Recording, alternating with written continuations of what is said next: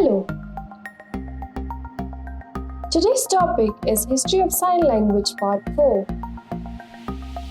Did you see my videos on the same topic? Part 1, 2 and 3? If yes, it's good. Else please go watch it. Do you think that the invention of the manual alphabet or finger spelling was for the purpose of deaf communication? No. Actually, the manual alphabets were invented by monks or other hearing persons for their own communication within hearing people groups. In 800 AD, in temples, churches, mosques, and other religious places, monks or priests observed vows of silence for religious purposes. Hence, they used manual alphabet for communicating within their group.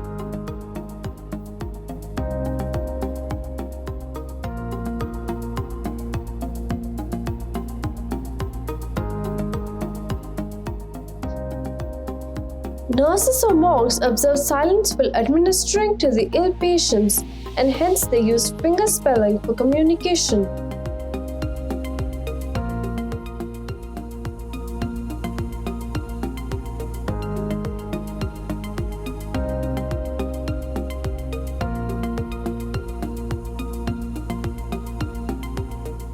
They used the manual alphabet as mnemonic devices.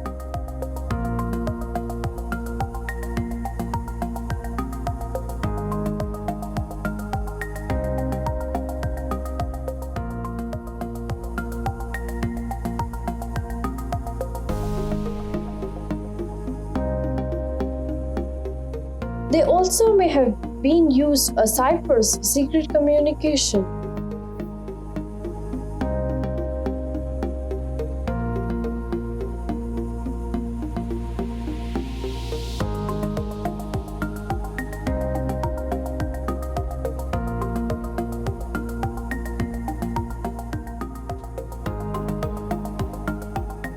They in turn taught deaf people the manual alphabet or finger spelling.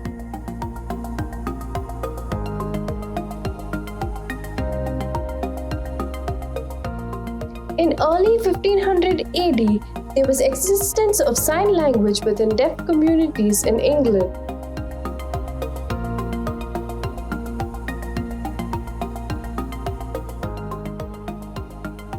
In 1760 AD, Thomas Braidwood, a teacher, founded first school for the deaf in Britain.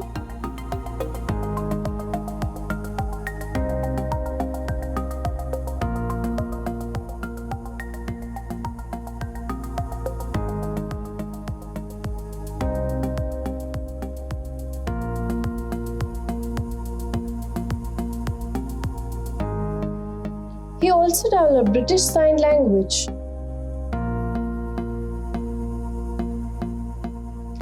In 1815, Thomas Gallaudet, founder of ASL, traveled to England to research teaching of deaf. He went to England and visited Braidwood School for the Deaf.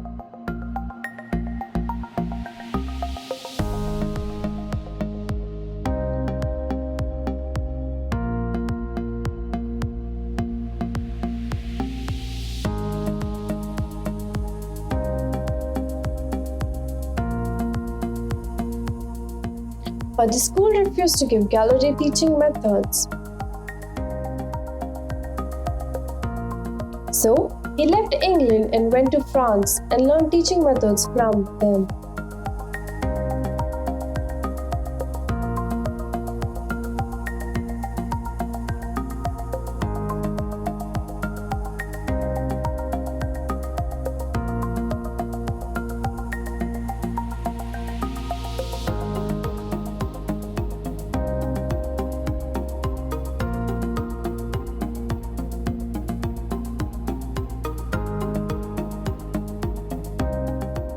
In 1880 AD, there was one conference featured deaf educators held in Milan, Italy. The conference focused on deaf education. Only deaf school teachers all over the world attended conference. It It was called Milan Conference.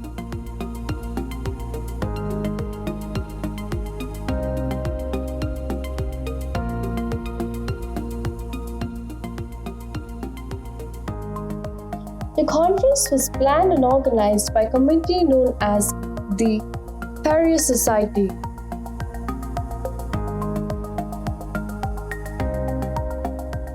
The Paris Society set up the conference with one pure goal in mind, and that too to prohibit the use of sign language in education.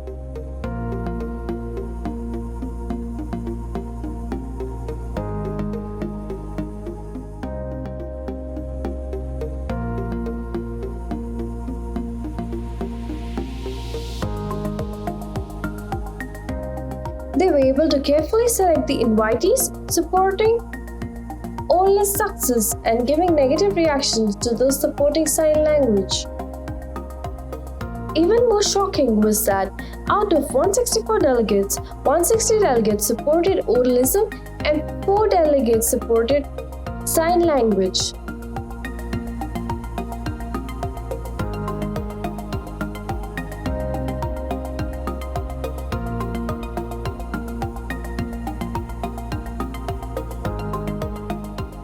Their plans were wrong.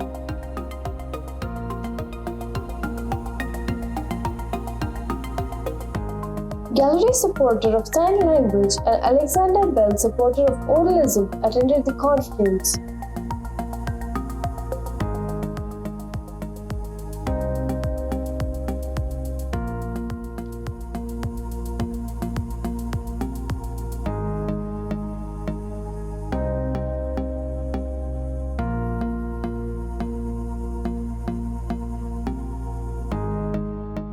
They were debating over use of teaching methods. This was biggest debate ever over teaching methods.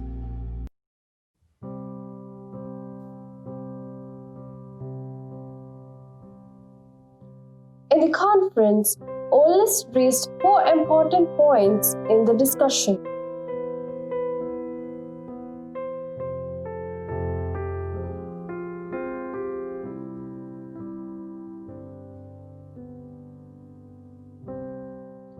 Oralism would give deaf students a fuller knowledge of spoken language and grammar, but sign language hindered development of spoken language and grammar.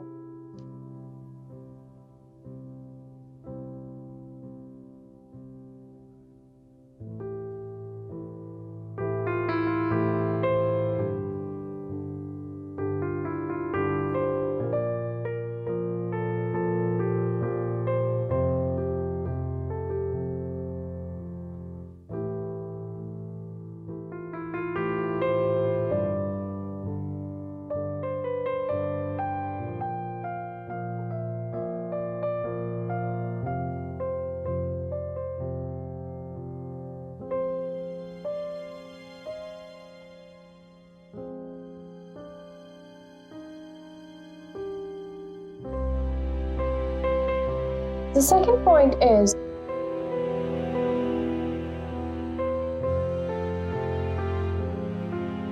oralism in education would be par with level of normal education, and deaf students can get good normal jobs, but the usage of sign language has limited in education.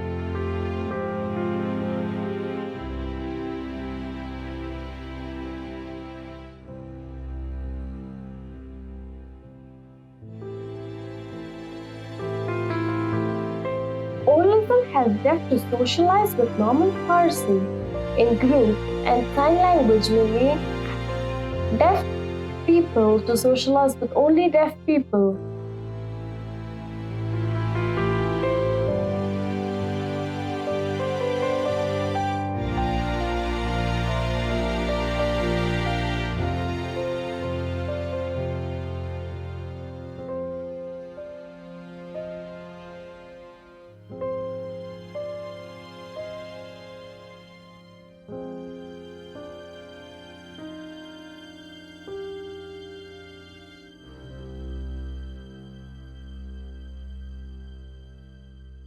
A sign language is used in deaf education. It affects lip reading and speech.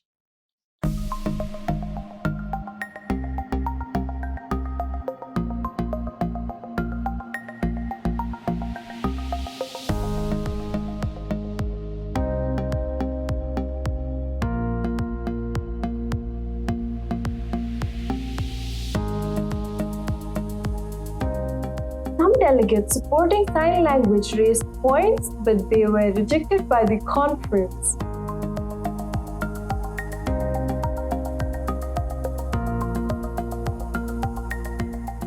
Since sign language is national language for the deaf, sign language should be used in deaf education. Deaf students using oralism fail to understand maths and science because they spend more time on speech and lip reading. But with the help of sign language, deaf can learn and understand maths and science well.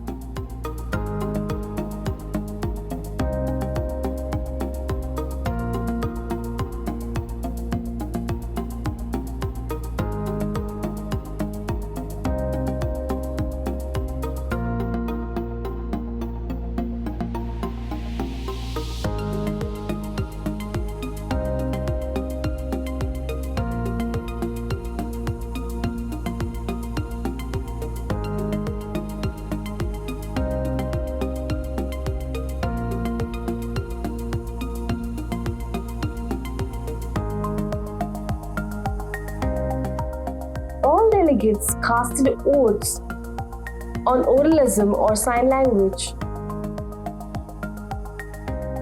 As per result, delegates voted for oralism and only 4 delegates voted for sign language.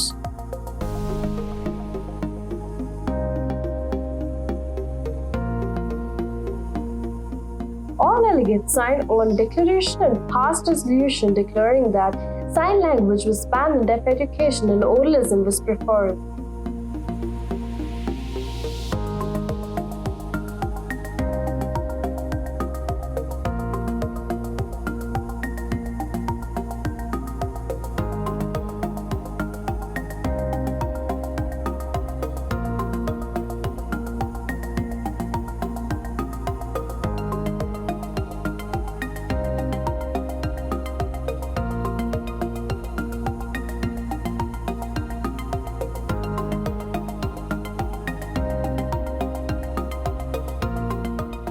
Despite ban on sign language, some deaf schools still use sign language in deaf education. They also used oralism.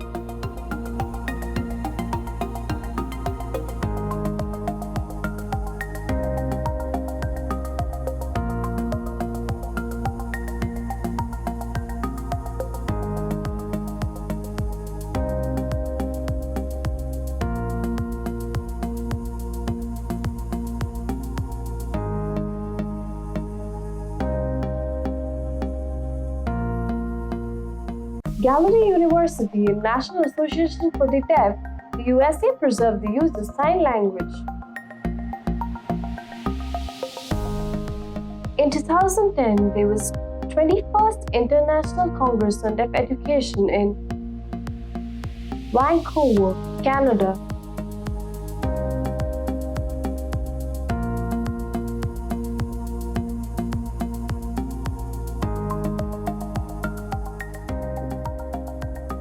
They made a formal apology in accepting the dangerous ramifications of such ban as an act of discrimination and violation of human rights. The conference formally voted to reject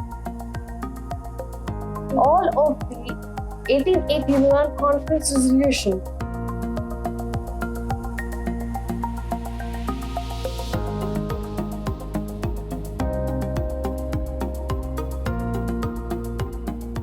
In 2013, the right to education and sign language for deaf people is safeguarded. The United Nations Convention on the Right of People with Disabilities.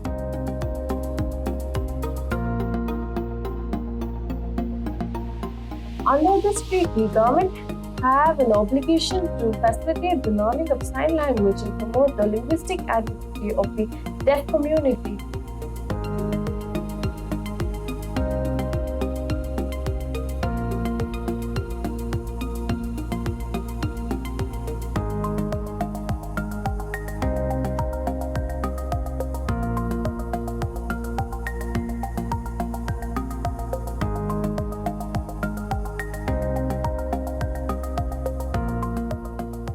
You see that deaf people suffered a lot due to oldism for last 200 years. Now they are freed and they can make choice on sign language or oldism or both.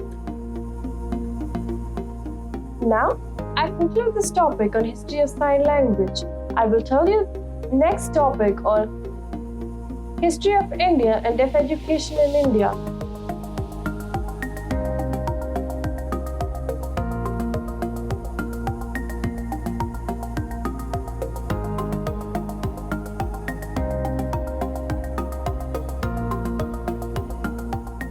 Please subscribe. Thank you.